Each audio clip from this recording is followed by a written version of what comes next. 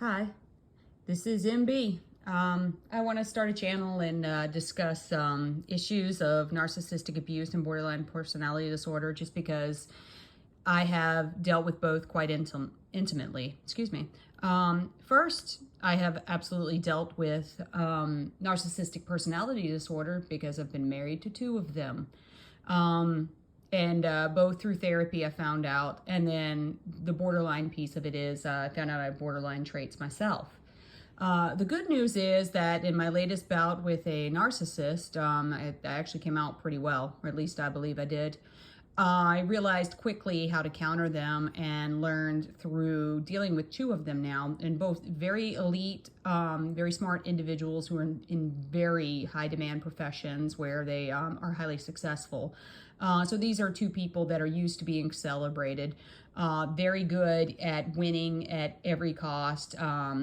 Both were actually in professions that highly decorated, and I won't get into them just because I don't want to give away too many details. Not quite yet. But they both were used to winning at life. They both would tell both of them would tell stories about how they were in a situation with a coworker or in their minds, belligerent family member, and they came out smelling like a rose because they outsmarted the person. Well, here's the funny thing about a narcissist eventually finding a borderline. A borderline will eat a narcissist alive, and I know because I've done it twice. Not saying I'm proud of it, but coming out of both relationships, the first one I came out and I was cheated on, discarded, and my husband that I was with at the time literally had sexual relations with me one night and moved in with the new supply the next day. Well, I'm sorry, I have borderline traits. I didn't take that one lying down. So in the divorce, I found that the only thing he cared about was his money. So I did a very good job of setting myself up to go after his money. Long story short, we lived in a house where we were in this house for a while and then rented it out. He handled the business transactions and got to know our tenants in a very superficial fashion. When we moved out and rented this house to them, he told me very plainly that they would buy the home and he would cut real estate agent out and get himself a lot of money. And as we're divorcing, I remembered this. So I reached out to the wife of the house that was renting our house, and she told me that she was going to be going through a divorce herself because her husband was a cheater. And I think he was very narcissistic, but that's a different story. And so she told me they would absolutely not be buying the house. Well, my now ex-husband very arrogantly didn't get to know this about them, didn't figure out that they didn't really want to rent the house and that they were having problems of their own. So I got it put into writing in our separation agreement that I would get a flat rate out of the house and he would give me X amount of money. And then he could get the rest of the sales. And he thought, fine, this is a good deal. What he didn't know was that there'd be no buying the house. He wouldn't get to cut real estate agent out. They moved out quickly after their situation fell apart. And I walked away with the flat rate. And then he got stuck having to find a real estate agent to try to sell this home because by the time we finalized the divorce, it went into an economic downturn. So I knew all of this and outsmarted him on it. What I did every time he told me how intelligent he was and he was smarter than everyone during the relationship, I kind of, waved it off and didn't think much of it. And so he assumed I was this idiotic person, and I'm from a southern state, so he assumed I'm Southerner. And in the divorce, that's one example of many things I was able to get the upper hand and take his money. And he didn't like going into his new relationship with the ex-wife taking the money. So that's one example of how a borderline, i.e. me, outsmarted a narcissist. I knew exactly the things he cared about because borderlines do have high empathy. Don't let whatever studies or whatever anyone tells you fool you. Borderlines have high empathy and they read a room extremely well and they read people extremely well. That is a trait that we possess that narcissists do not. And I'm in the same situation now because unfortunately, if you attract one narcissist and you don't heal yourself, you're going to attract all of them. And I did. I went from one relationship with a narcissist to I am now coming out of it with a narcissist. The difference is this time I didn't get cheated on and discarded. I left myself. because I identified the symptoms. I realized exactly what I was dealing with, and I said, I don't want to spend the rest of my life doing this. Now, I'm not in a place where I am trying to outsmart him, but I can tell you that this narcissist, I know absolutely what his weaknesses are. I know what would make him feel shame. And those are the points I've attacked in conversations. Because he's done some things that I'm just not really happy about. And they're just very hurtful to me, and I'll get into that another time. But he's very smugly tried to put his intelligence in my face and let me know I'm beneath him. Cool, fine. But I know the points of shame he feels. I know how to attack those weaknesses. I know his paranoias. I know what keeps him up at night.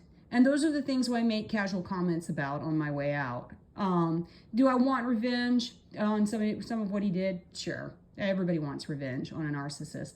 Am I going to take it? No, I'm a lot more healed this go around, and I've been working on myself and my own symptoms, because I'll be the first to tell you I'm not without faults.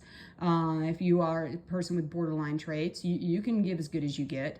And when he hit my abandonment wounds, which he regularly did through the silent treatments, I dealt with silent treatments all the time, and they became so difficult for me to deal with. I grew up with a childhood where my father would do silent treatments. I didn't know what they were. I was a child.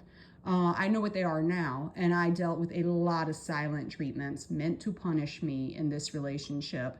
And they were cold, they were callous, and I could beg and plead, please don't do this to me, please talk to me. And nothing was going to bring him out of the silent treatment. Once he decided I needed to be punished, that's the road we were going down. So, do I want revenge? I mean, I guess a little piece of me could, but to be honest, I'm just happy to be out of it. I just want a break from it. I've kind of taken my revenge in little jabs on the things that the things that I know he feels shame about, the things that get behind that facade, the things that really cut him to the core.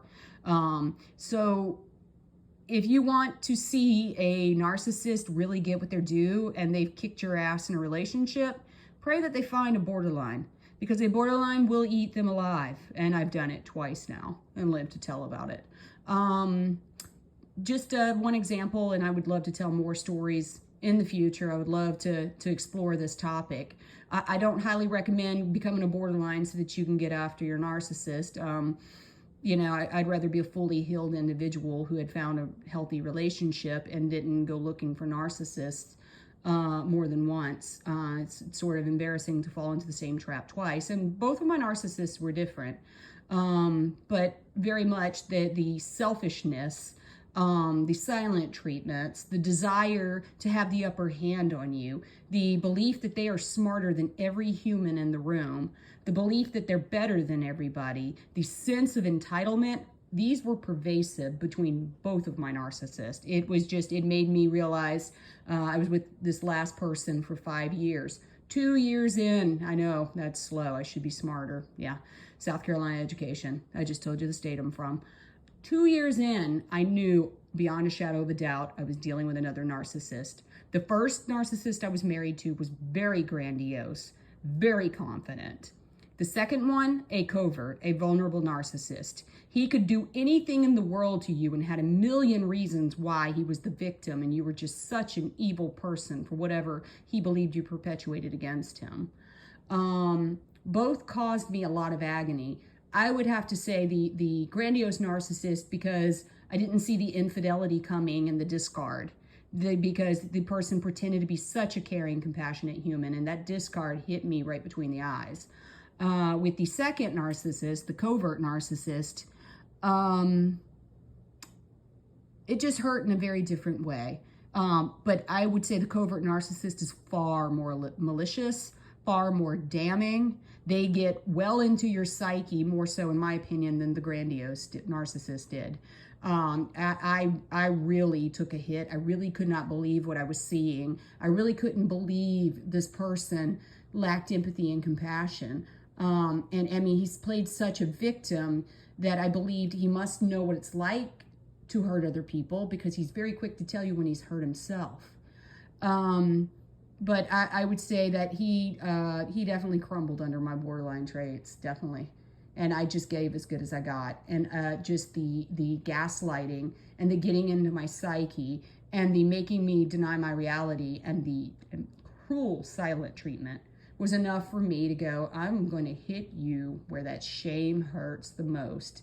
And this is an individual who was in a very masculine profession, but had an ulterior life that led him to, I will just say, more effeminate pursuits, which, whatever your flair is in life, I don't really care. But I'm telling you, his mask said, I want to be masculine. But what was under the hood and what I saw in the home was not a masculine individual. It was a very beta male, and he had some points of very severe shame for himself based on what his father's requirements for him to be this masculine male.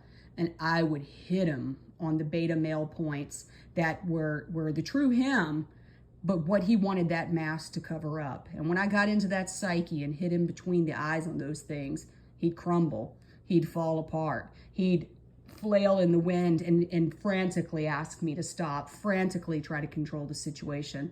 And I'm not saying I wanted to use this to, I know that on a level it was cruel to throw against it or into his face those points of shame.